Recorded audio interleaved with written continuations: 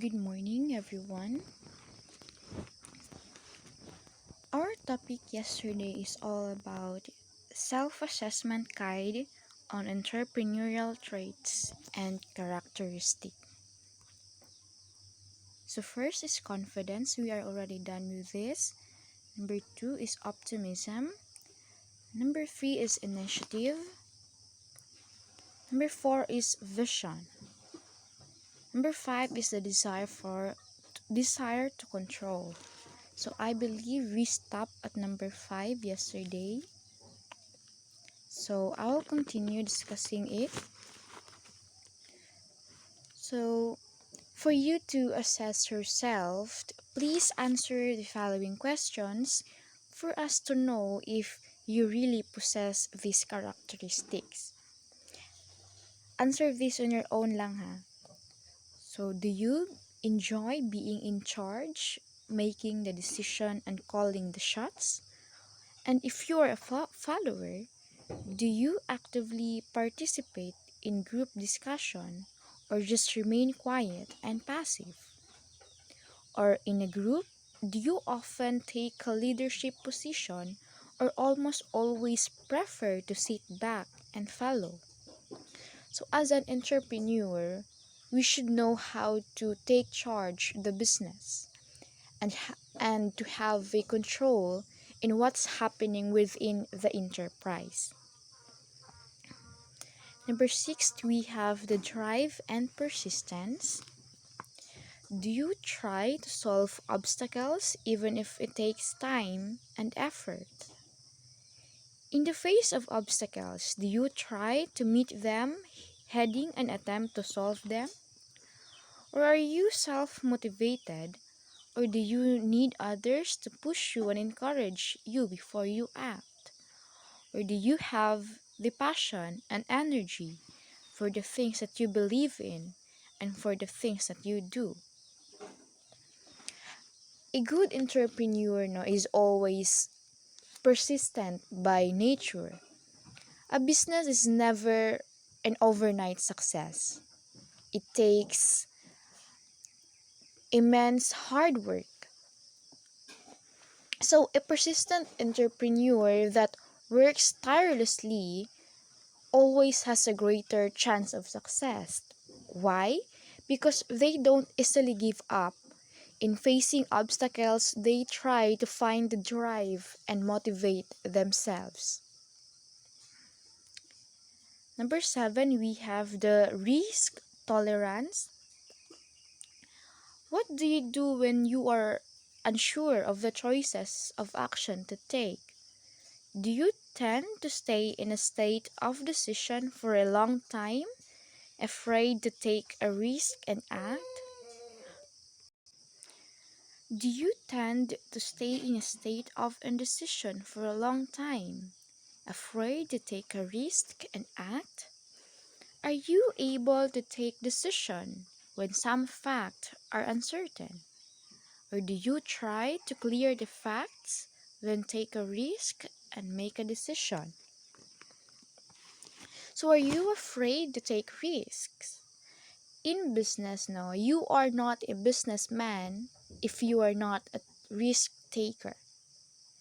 A risk is an integral part of any new business, and it is also an important factor in entrepreneurship because here the entrepreneur bears the entire risk of the business. So it is really necessary that the entrepreneur has an adventurous and risk-taking personality. Number 8 is the resilience. Do you beat at or blame yourself for so long time for a mistake you made? Do you take the attitude that mistakes are just another way of learning? Or are you unusually afraid of failure or making mistakes? Does this fear often cause you not to act according to how you really think or really want to do? So resilience now means the capacity to recover quickly from difficulties. There is no smooth, straightforward path to success in business. There will always be some failures and roadblocks in your way. We need to bounce back and recover quickly to maintain our business. And then next topic, we have the self-assessment guide on some entrepreneurial skills. So kanina, self-assessment guide on some entrepreneurial characteristic and traits. Ngayon naman, we'll talk about the skills. First, the interpersonal skills. Under it, we have the leadership skills. Are you able to lead and motivate others to follow you and deliver your vision? Or were you able to motivate others in a group to work towards the group goal? Or do you do everything yourself? Or do you know how to delegate some of the work of others? One of the other important qualities of a successful entrepreneur is, of course, the leadership skills. They said, Nona, all good entrepreneurs are good leaders. They have the ability to motivate and lead their employees to success.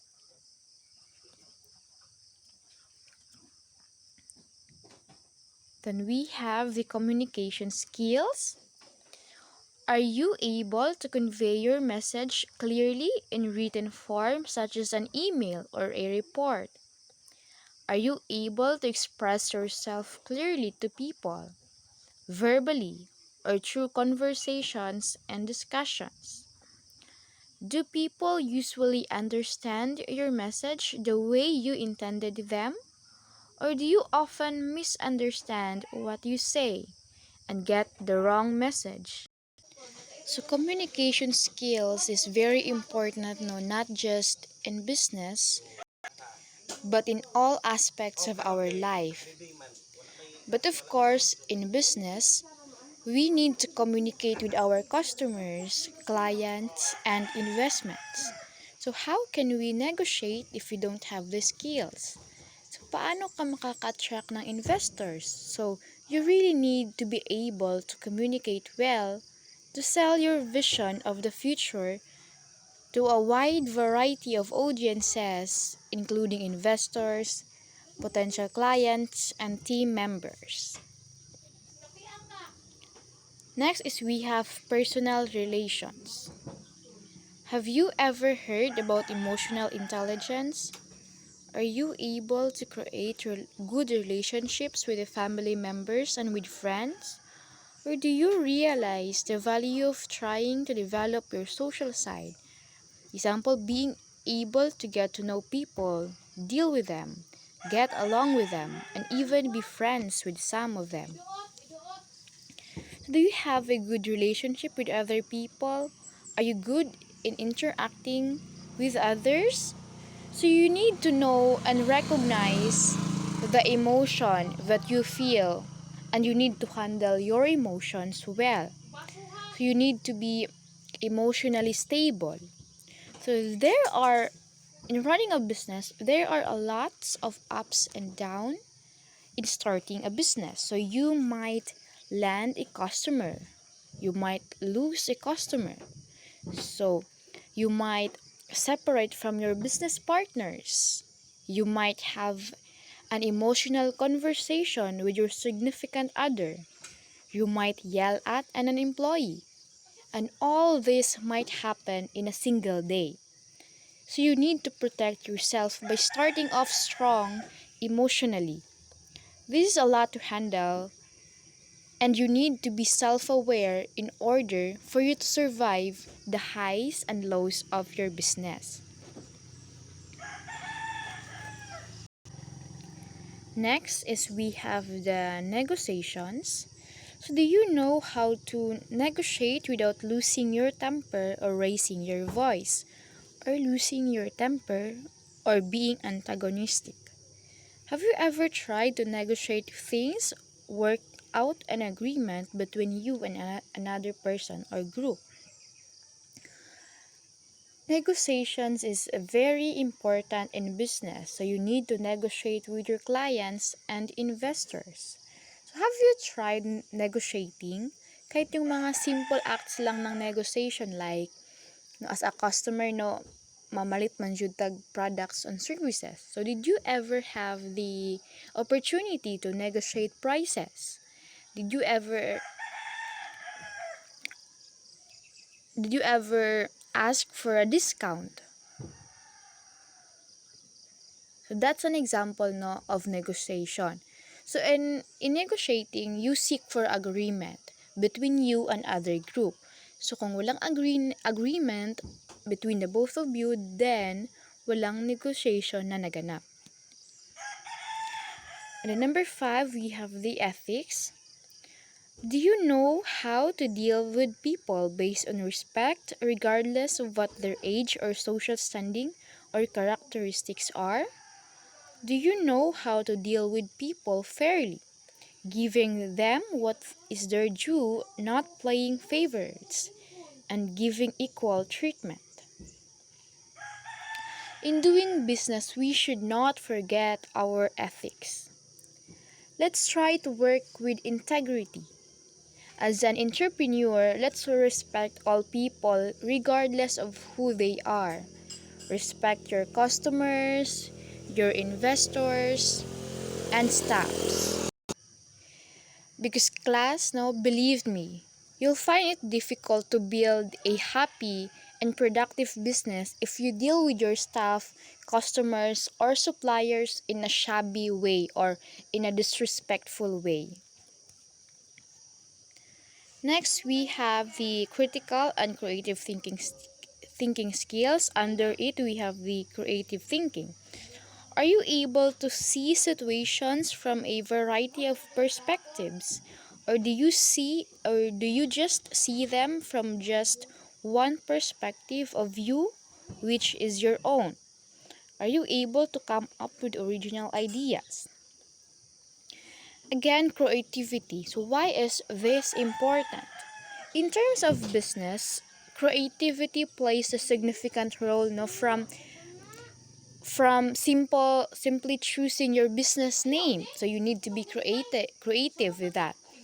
On deciding on what products and services that you will offer, up to delivering your products to your customer.